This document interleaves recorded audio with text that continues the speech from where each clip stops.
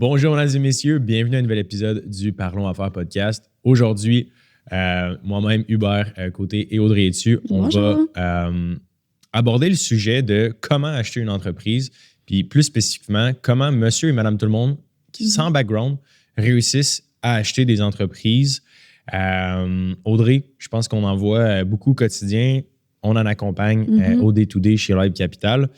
La première fois que tu as été exposé à justement l'achat d'entreprise, c'était quoi un peu la question qui te posait ou comment tu as abordé le sujet la première fois quand tu as commencé à rejoindre Live Capital?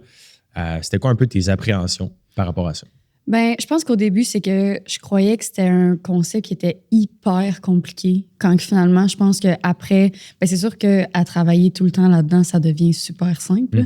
Mais ça reste que c'est super simple de le simplifier aussi, puis de vraiment séparer ça dans des cases différentes. Mais, tu sais, je pense qu'une fausse croyance que j'avais, que c'était justement, que c'était vraiment très, très compliqué, beaucoup d'étapes que justement, maintenant, je pense qu'on en avait parlé la dernière fois dans un podcast, mais on veut rendre ça aussi simple que d'acheter une maison, finalement. Exact. Mais ouais, je te dirais que, tu sais, une des premières étapes, puis la chose la plus importante à faire, que je pense que j'avais sous-estimé, c'était la période d'orientation, tu sais, comme de réflexion sur soi-même, de, OK, c'est quoi mes aptitudes à moi? Tu sais, je pense que tu avais fait une vidéo là-dessus à m'amener, là, c'était comme de faire un tableau, là, tu sais, c'est quoi mes aptitudes, mes compétences? Exact. Puis c'est vraiment bien dit, puis avant qu'on jump là-dedans, tu sais, moi, je l'ai vécu, puis toi aussi, tu le vois au quotidien, c'est souvent deux choses. Quand on dit d'acheter une entreprise, ben de un, c'est comme pourquoi acheter une entreprise? Hein? Puis on pourrait peut-être aborder ça. Puis surtout, ben ça prend quoi? Tu sais, souvent, les gens viennent te voir ou viennent me voir puis sont comme, ben tu sais, la business est à vendre à 1 million.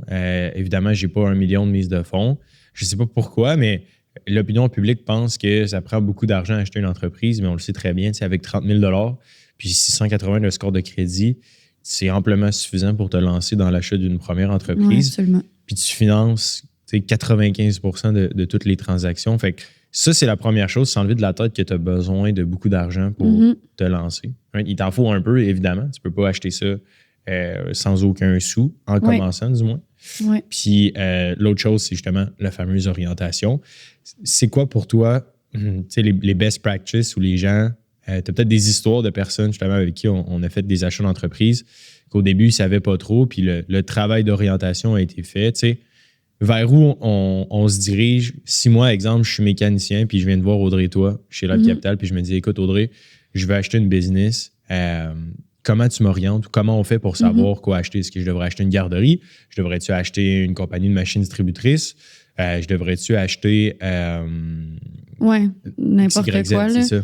Ben, en fait, là, c'est super simple. Là. Encore une fois, c'est vraiment de se faire un tableau. Puis moi, j'adore ça. Tu sais, ben, premièrement, je suis très visuelle, mais tu sais, de se faire une feuille, là, papier blanc, là, puis marquer justement c'est quoi mes aptitudes, c'est quoi mes compétences, c'est quoi mes intérêts, qu'est-ce que j'aime faire comme tâche au day-to-day. Puis c'est pas parce que, tu sais, par exemple, tu me donnes l'exemple de t'es un mécanicien, ben c'est pas parce que tu as été mécanicien toute ta vie que je dis n'importe quoi, là, chez vous, t'as plein de belles machines à café, puis tu connais full les grains de café. Puis, tu sais, on sait jamais ce que les gens font dans leur day-to-day. Fait que, tu sais, de vraiment tout rassembler ça sur une feuille, puis de faire, OK, après ça, je m'en vais où, tu sais.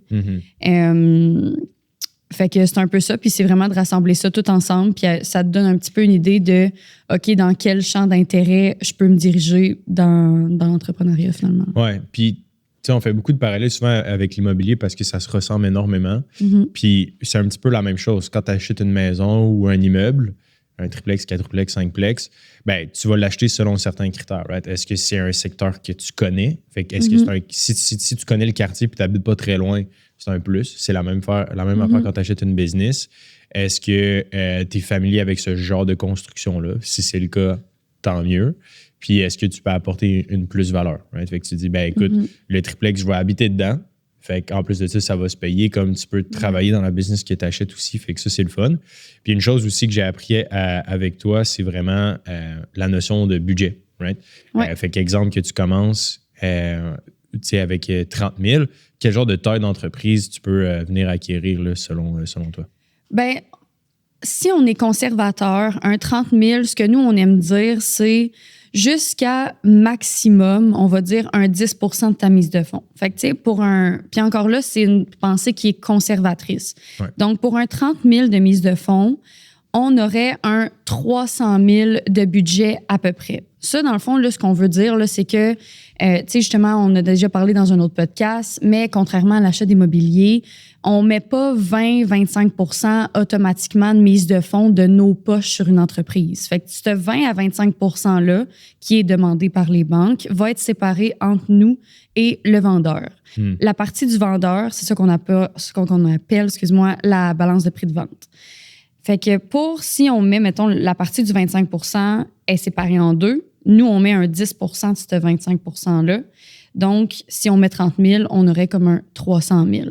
Évidemment, ça, c'est quelque chose qui est négocié avec le vendeur. Donc, si on va mettre un petit peu plus, un petit peu moins, je veux dire, donc 5 % on peut aller chercher une entreprise à plus 400, 500 000.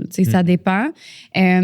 Évidemment, moins qu'on va mettre de mise de fonds, plus que les compétences doivent être là, plus que la valeur ajoutée doit être là. Fait que c'est comme un mix and match de j'ai une valeur, j'ai des compétences. Est-ce que je veux m'investir en temps aussi dans l'entreprise? Ça, c'est super important. Là. Est-ce que je veux être là 20, 25 heures semaine? Est-ce que je veux être là 35, 40 heures semaine, m'impliquer comme opérateur? Ou est-ce que moi, je veux juste mettre une mise de fonds puis laisser ça rouler puis toucher à rien? Ça dépend. Ouais. C'est bien dit aussi, tu sais, puis ça me fait penser beaucoup à justement Frédéric, qui est une des personnes qu'on a accompagnées, là, une cliente. Elle était infirmière, a 3 enfants. Elle a travaillé, je crois que c'était une semaine, ou bref, elle était sur des shifts. Là, fait qu'elle travaillait comme de façon concentrée pendant, je pense, 1 ou 2 semaines, puis elle avait comme 1 ou 2 semaines de break. Là. Puis elle faisait déjà un bon salaire. Puis quand elle était venue me voir au début, elle voulait justement soit investir en immobilier ou acheter une entreprise. Mais son objectif, c'était de générer comme un 5 à 10 000 $ de revenus de plus par mois. Fait que c'est sûr que pour générer un 5 à 10 000 de revenus de plus par mois, avec les conditions immobilières en 2025 en montant, il y a beaucoup de surenchères, il y a très peu d'immeubles qui sont cash flow positifs. Tandis qu'à l'inverse, quand on commençait à regarder avec elle des entreprises, on s'est rendu compte qu'avec la mise de fonds qu'elle avait, si ma mémoire est bonne, je pense que c'était 40 000 $, 30 ou 40 000 $, on se rendait compte que son pouvoir d'achat était beaucoup plus grand en achetant une business parce que si, exemple, tu achètes une business avec 30 000 de mise de fonds, elle fait, exemple, 300 000, 100 000 de profit. Sur ce 100 000-là, après avoir remboursé la dette, il reste, exemple, un 50 000. C'est un 50 000 de cash flow par année que tu génères. Pour faire ça... Oui, jour 1. Jour 1. Pour faire ça avec un Plex, il faut que tu achètes quelque chose à comme 1, 2, 3 millions. Là. Non, c'est ça. La mise de fonds nécessaire. Il y a un Plex, après ça devient rentable après comme... Exact, sur 25 ans, c'est ça, exact. Tandis qu'un prêt qu'on regardait avec elle, c'est entre 5 à 10 ans. Fait que fast forward, dans le fond, on avait trouvé une entreprise de machines distributrices à Montréal. Fait qu'il y avait 70 machines distributrices dans l'entreprise, générées autour entre 4 et 500 000 de chiffre d'affaires avec une profitabilité entre 100 et 150 000. Fait que son 40 000-ish, il a permis d'acheter une business qui génère un 400-500 000 de revenus. Fait que ça, c'était un super win. Puis, elle a continué son emploi du temps en tant qu'infirmière. Puis ça, c'était comme un revenu supplémentaire. C'est ça. Fait que c'était intéressant. Puis c'est le genre de choses qui est possible. Puis elle n'avait pas de background immense. Là. Elle avait toujours rêvé d'être entrepreneur, d'avoir sa propre petite entreprise. Puis ça a été comme un beau success story. Là, ben oui, absolument. Puis justement, si on simplifie ça là, pour le départ, qu'est-ce qu'on a besoin d'analyser avant de comme, se lancer dans des recherches? C'est super important de, oui, on l'a parlé un peu, les compétences, mais comme faut pas se bloquer nécessairement à ça parce que là, ça, c'est un bel exemple de, c'est une infirmière, elle a acheté une entreprise de machines distributrices. Ouais. On s'entend, il faut qu'il y ait un lien quelque part. Il faut qu'il y ait un petit lien. Ça reste que, on en a déjà aussi beaucoup parlé, ça reste que tu apprends beaucoup sur le tas aussi. Tu te fais former par la personne qui était là avant. Bref. Sinon, à part de ça, là, les affaires à regarder, là, j'ai combien à mettre? C'est quoi mon secteur? Ma région, je veux dire. Là. J'habite où? Si je veux m'investir est-ce que je veux m'investir en temps? Fait que, comme les choix que j'ai dit tantôt. Puis à partir de là, selon mon investissement de temps, ce que je veux faire, OK, c'est quoi le rayon? Donc, c'est quoi la route que je veux faire le matin pour aller travailler? Fait que si je veux être là 40 heures semaine, ben ça se peut que ça me tente pas de faire 1 heure de route tous les matins. Mais si je veux y aller une journée par semaine, ben là, mon 1 heure de route devient moins important un petit peu plus. Puis c'est ça, il y en a plein des propriétaires. Tu sais, justement, on regarde pour une autre personne une garderie en ce moment. Il y en a plein là, des propriétaires qui travaillent déjà comme 1 à 2 journées semaine puis qui sont pas nécessairement là. C'est sûr que comme quand tu achètes ton premier immeuble, tu veux pas nécessairement faire affaire avec une compagnie de gestion jour 1 qui s'occupe de gérer la business pour toi. Right? Tu veux comme t'impliquer, comprendre, à la limite surtout vivre dans l'immeuble, right? dans ton triplex. Fait que surtout pour une première transaction, c'est mieux. Mais il y a de tout là, sur le marché. Fait que c'est intéressant. Étape 2. Fait que là, on a parlé justement du volet, orientation. Maintenant que tu sais à peu près vers où tu t'en vas, tu as identifié quelques industries, domaines qui t'intéressent. Tu sais que tu peux acheter à comme un ratio de 1 pour 10 en étant conservateur. Si jamais, je rajoute de quoi, là, si jamais ça peut aider les gens des fois là, dans le bout d'orientation, je sais que ça peut être vraiment difficile. C'est une étape que les gens, on sait comme pas hésite, trop. Là. Puis mettez-vous pas trop de pression là-dessus sur OK, je dois faire un choix maintenant, puis mon choix que je fais là, c'est ça que je m'en vais. Puis, tu sais, des fois, juste de mettre des négations aussi, c'est vraiment très utile. Mettons, OK, ben moi, ce que je veux pas, c'est ça. Ben déjà là, on s'en enlève, puis ça rend la chose vraiment plus simple puis vraiment plus facile aussi. Oui, ça, c'est intéressant, sans trop s'écarter, là, mais c'est comme ça que j'ai avancé dans la vie. Surtout quand j'étais plus jeune, puis je devais choisir dans quoi aller à l'école. Puis ça, je trouve que c'est un truc qu'on n'enseigne pas nécessairement assez aux enfants puis aux jeunes, mais de juste dire, OK, qu'est-ce que tu t'aimes vraiment pas? T'sais, c'est tough de dire, qu'est-ce que tu aimes vraiment faire? Moi, j'avais aucune idée là, que j'allais acheter une business v'là 5 ans puis qu'aujourd'hui, j'allais être rendu là. T'sais. Fait que je pense que d'y aller, c'est une bonne idée d'y aller par négation puis de dire, qu'est-ce que tu aimes vraiment pas faire? Est-ce que tu haïs les hôpitaux? Ouais, parfait. Ben, tu n'achèteras pas une clinique de prise de sang. Right? C'est ça, exact.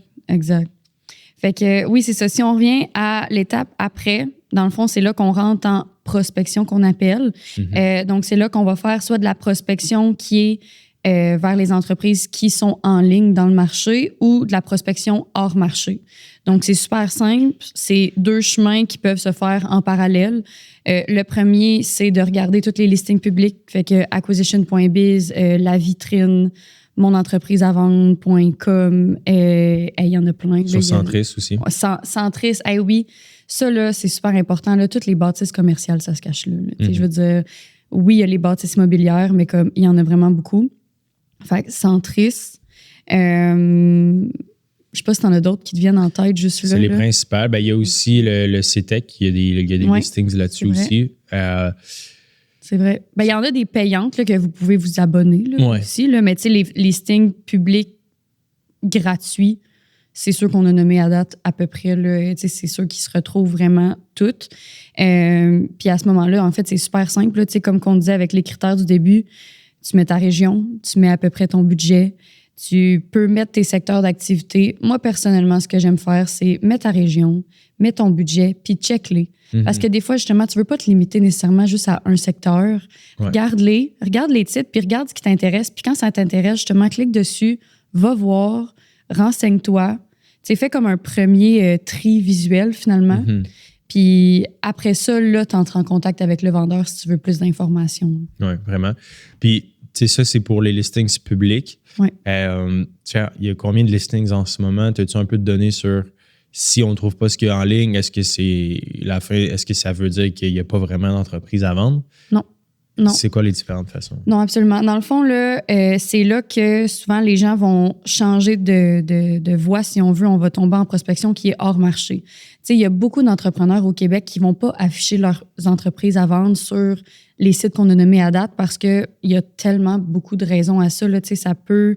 Soit ils veulent vendre, mais ils veulent pas troubler les employés qui sont sur place. Ils veulent pas affecter les contrats de l'entreprise. Tu sais, il y a beaucoup de raisons pourquoi une entreprise veut pas s'afficher publiquement, ce qui est normal, mais qui sont à la recherche puis que c'est plus du bouche à oreille. Fait qu'à ce moment-là, c'est de regarder dans ta région, selon tes secteurs d'activité, puis de contacter les entrepreneurs. ça peut avoir l'air niaiseux dit comme ça, mais c'est vraiment de faire un coup de téléphone puis de dire « Bonjour, monsieur XYZ, je suis intéressé par votre entreprise. Êtes-vous intéressé à vendre même si c'est dans les 5 prochaines années, là, ça peut être vraiment intéressant de se faire des contacts de cette façon-là. Puis, OK, parfait, bon, on se reparle dans tant de temps, blablabla. Puis, vraiment plus souvent qu'on pense, là, je dirais un appel sur 10 qui est intéressant à vendre. Ouais, moi, je trouve même plus bas que ça, dans le sens que quand j'en fais, je trouve que c'est même 1 sur 5 qui sont intéressés à vendre.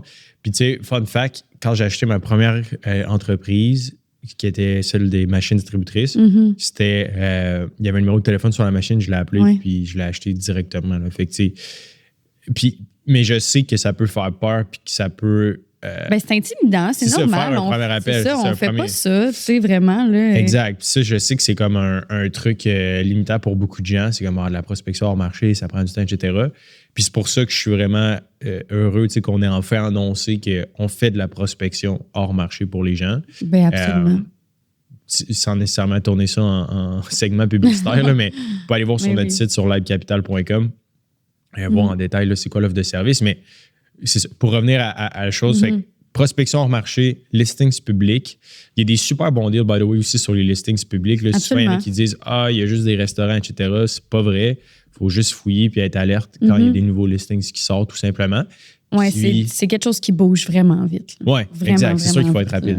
Ça, je suis certain. Fait que j'en ai acheté, tu sais, comme mon cabinet comptable, je l'ai acheté, c'était sur lavitrine.biz ou sur acquisition.biz, comme on a dit, monentreprisevente.com. Fait qu'un coup qu'on a identifié une entreprise, exemple, sur un listings public, puis qu'on a contacté le vendeur, on reçoit les chiffres de la business. C'est quoi la prochaine étape? Ça va être de faire l'analyse financière des chiffres. Fait que c'est de regarder si l'entreprise est rentable. Tu sais, premièrement, ce qu'on veut regarder, souvent, là, quand on va regarder une entreprise qui est à vendre sur un site, peu importe, là, il va y avoir souvent 3 choses. C'est le prix de vente, le chiffre d'affaires ou les revenus, puis le BAYA. Tu sais, nous, ce qui nous intéresse, c'est vraiment le prix de vente versus le BAYA. Les revenus, le chiffre d'affaires, tu sais, oui, c'est intéressant, mais c'est pas ça qui va nous donner énormément d'informations pour, en premier, tu sais, le premier coup d'œil qu'on veut voir. Tu sais, le BAYA, en fait, là, c'est les bénéfices avant impôts et intérêts et amortissement de l'entreprise. Donc, c'est vraiment les bénéfices nets qu'une entreprise va faire. Donc, si j'ai une entreprise de T-shirts, moi, je vends mes T-shirts. Suite à mes T-shirts, je reçois $1 million. Ben, après ça, je dois payer mes employés, mon loyer, blablabla, etc. Ensuite, ce qu'il me reste à la fin, avant d'aller payer mes impôts, avant d'aller payer mes intérêts, mon prêt à la banque, c'est mon BAYA. Puis c'est un peu là-dessus que mon salaire va se faire aussi. Fait que c'est ça qu'on veut regarder en fonction du prix de vente. Tu pourrais renchérir là, si tu veux, mais on cherche... La règle de pouce, là, c'est un multiple de 2 à 4 environ. Fait que le BAYA, si on fait x2, x4, le prix de vente devrait se trouver à peu près dans ces chiffres-là. Puis ça, là, c'est vraiment la grosse question. Puis pour ceux qui sont déjà en immobilier, on va voir des immeubles se transiger à 5 fois les revenus au brut ou les choses comme ça. Même 5, 10, des fois même ça monte super haut.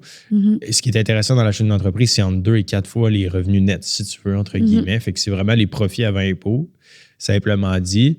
C'est vraiment steak, blé d'Inde, patate. Là. Quand tu commences, tu veux te tourner autour de 2 fois les profits au maximum, peu importe l'industrie. Puis si on parle d'une transaction en bas d'1 million. Là. Fait que pour des transactions plus hautes, il y a certaines industries avec des multiples. Là, c'est là qu'on commence à être un peu plus granulaire dans l'offre qu'on veut faire.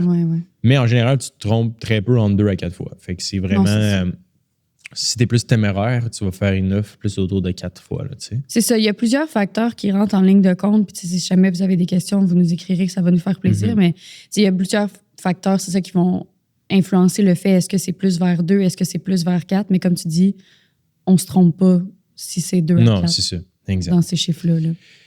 Fait qu'un coup qu'on a un prix, exemple, qu'on dit, parfait, je vais offrir 1 million pour cette entreprise-là. Elle est rentable, on l'a analysé. Oui, elle est rentable. Qu'est-ce qu'on fait? Qu'est-ce qu'on fait quand on le sait que la business a fait de l'argent? Suite au fait qu'on a vraiment analysé les chiffres financiers des 3 à 5 dernières années, qu'on a fait un petit peu des prévisions pour les années qui s'en viennent, on rédige une offre d'achat ou une lettre d'intention qu'on appelle.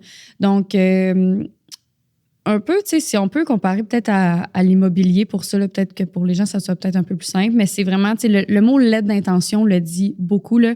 C'est j'ai l'intention de te donner ce montant-là. Et c'est qu'il y a une vérification qu'on appelle la due diligence qui doit être faite avant la clôture. Oui, exact.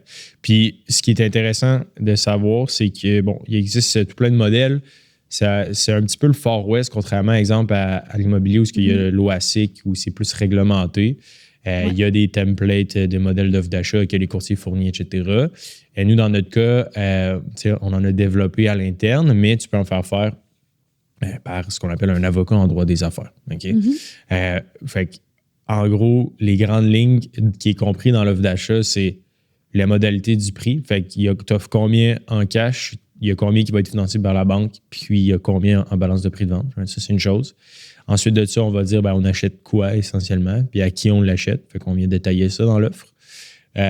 Puis également, on va mettre des conditions comme par exemple le transfert de connaissances. Fait qu'on veut que le propriétaire reste pour au moins 12 mois pour qu'il nous transfère le savoir puis que ça nous protège. On veut s'assurer que l'offre d'achat est conditionnelle à la vérification diligente, comme tu me l'as dit. Puis on veut se laisser une exclusivité de comme 45 à 60 jours pour avoir une lettre d'intention du financement. Puis on se laisse toujours comme un 6 mois de buffer pour clôturer comme le deal. Puis pourquoi 6 mois? C'est vraiment juste pour s'assurer qu'on a assez de temps, on ne soit pas pressé, qu'on a le temps de faire l'inspection de la bâtisse, de la business. Puis c'est pas mal ça. Il vaut toujours mieux faire affaire avec des professionnels parce que c'est ça, on n'est pas avocat. Mais si jamais vous avez des besoins légaux, on en a au sein de l'équipe là, de l'Aide Capital. Même chose pour la comptabilité aussi. Là. Fait que c'est pas mal ça. Fait qu'un coup que l'offre d'achat est acceptée, juste avant de faire accepter l'offre d'achat, je pense qu'il y a 3 choses aussi qui est importantes de savoir. C'est quoi négocier sur cette offre-là. Right? Fait qu'on peut faire négocier le prix. Hein? Oui. Ça, c'est une chose. On peut faire négocier la balance de prix de vente. Fait que combien le vendeur va financer. Puis l'autre élément que j'aime beaucoup négocier, c'est le fameux fonds de roulement.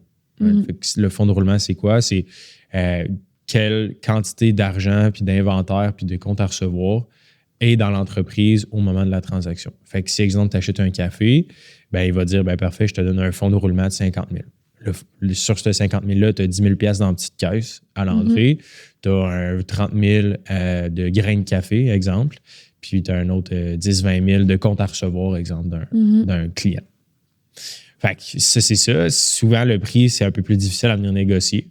Mais un coup que ça c'est fait, ça, tu peux venir balancer quand même. T'sais, si tu arrives jour 1 avec 50 000 $ de grains de café ou 100 000, on s'entend que tu as fait un bien meilleur deal si tu as 100 000 que tu peux liquider puis faire du cash avec ça. Right? Ouais. Fait que je dirais que c'est les 3 grandes lignes là, sur lesquelles on peut pousser un peu le crayon. Oui, puis juste pour ajouter un peu sur ce que tu viens de dire, là, des fois, les gens ne comprennent pas nécessairement cette notion-là, mais quand on achète une entreprise, là, c'est pas... Il y a quelqu'un qui est propriétaire jusqu'à, mettons, je vais dire, je sais pas moi, le 30 avril. Là, le 30 avril, il reste comme plus rien. Ouais. Là, la personne reprend l'entreprise, puis ça repart. Tu sais, l'entreprise, elle, là, que ça soit Jacques ou Paul, le propriétaire, là, c'est constant. Là, fait que c'est justement ça, ces points-là à négocier de OK, là, on est rendu combien en inventaire? Tu sais, il y a combien d'encaisses? OK, si tu me finances combien? Moi, je finance combien? Tu sais, pour vraiment comme reprendre la roue qui est déjà en train de tourner, tu sais, finalement. 100%. Fait qu'un coup qu'on a l'offre d'achat, le papier signé, c'est quoi la prochaine étape?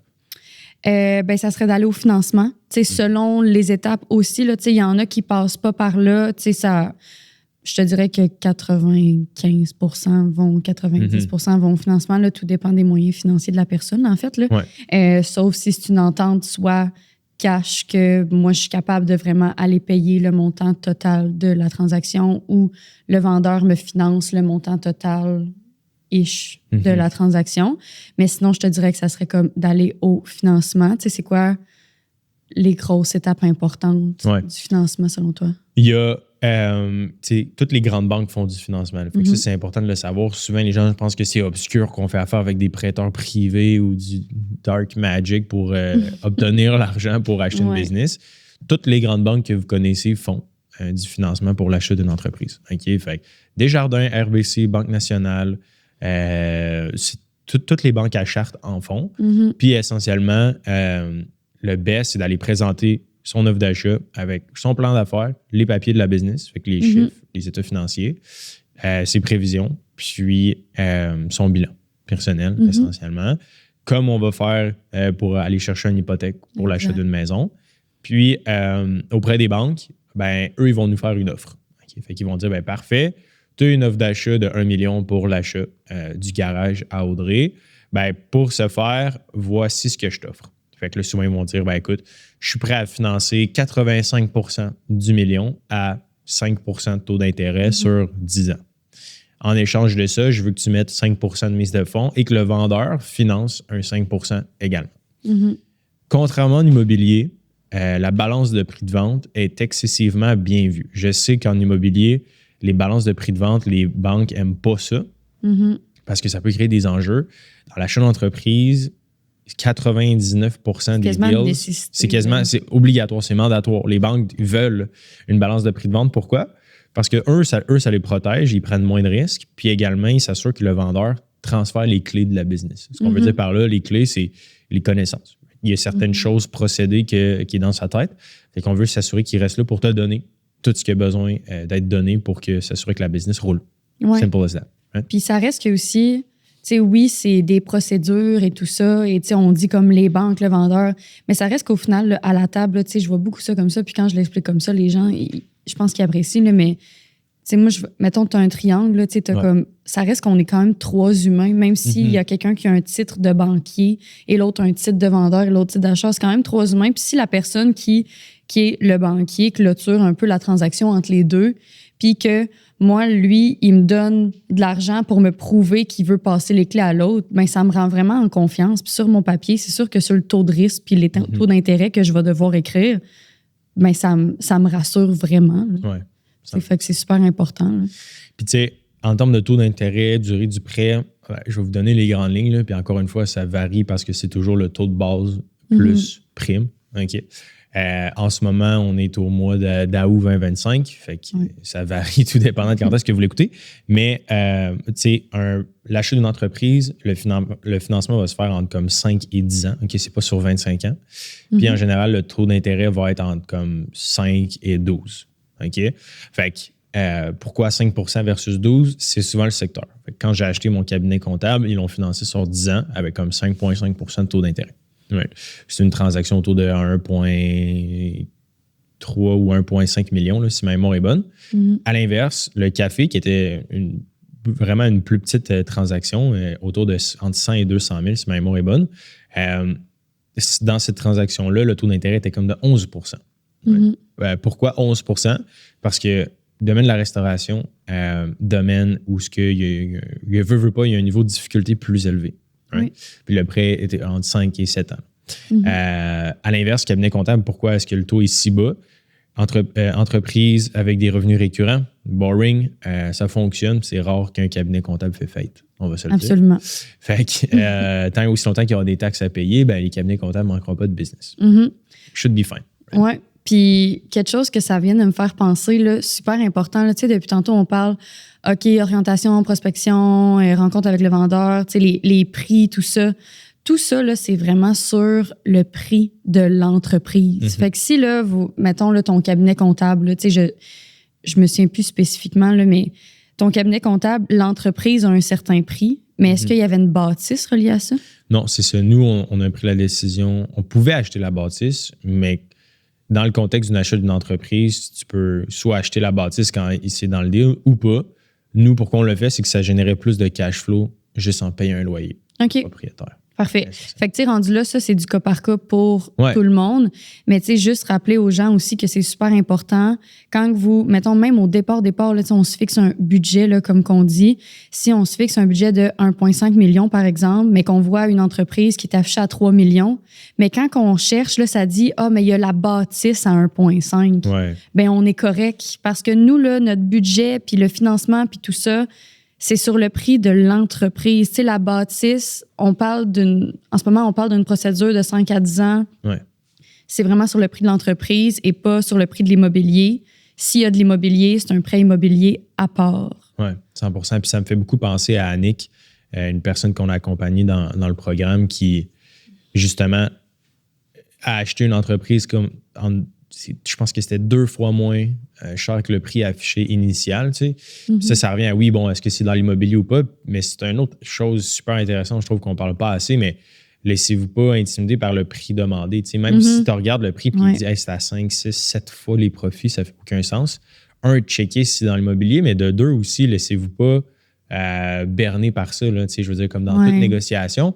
Peut-être que ça fait un bout de temps qu'il est sur le marché puis il n'y a jamais eu le vrai prix essentiellement parce qu'il ne le sait juste pas. Puis Annick, c'était exactement ça. Tu sais, la business c'était une compagnie de distribution de planchers dans la ville de Québec, générait 2,4 millions de revenus. Étant donné que c'est une compagnie de distribution, les marges étaient comme pas si élevées, fait que ça faisait quand même, je pense, 200 quelques mille de profit, fait quand même comme de 10 et 15 %. Mais ce qui est intéressant, c'est que tu as réussi à faire l'acquisition autour de 450 000.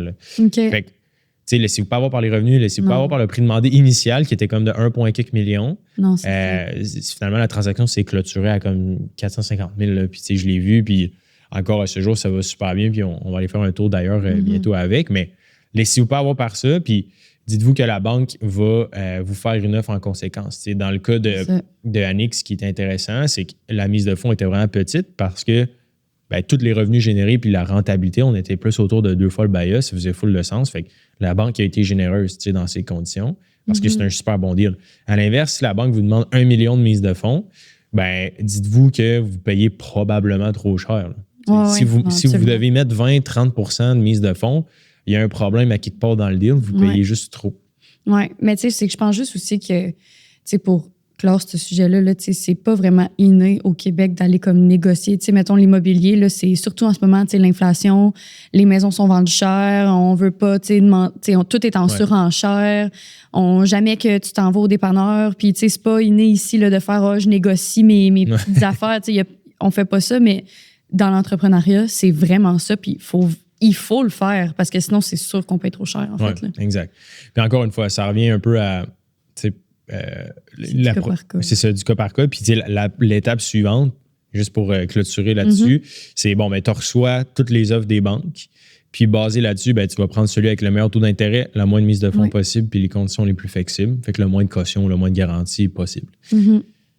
Un coup que ça c'est fait, dernière étape. La clôture. La clôture, fait que c'est là qu'on devient propriétaire de la business. Évidemment, entre le financement puis la clôture, on veut faire l'inspection. Fait qu'on peut contracter différentes firmes, dont la nôtre, justement, pour faire ce qu'on appelle la due deal. Fait que s'assurer qu'il n'y a pas de bobo, il n'y a pas de problème avec ce qu'on achète, essentiellement.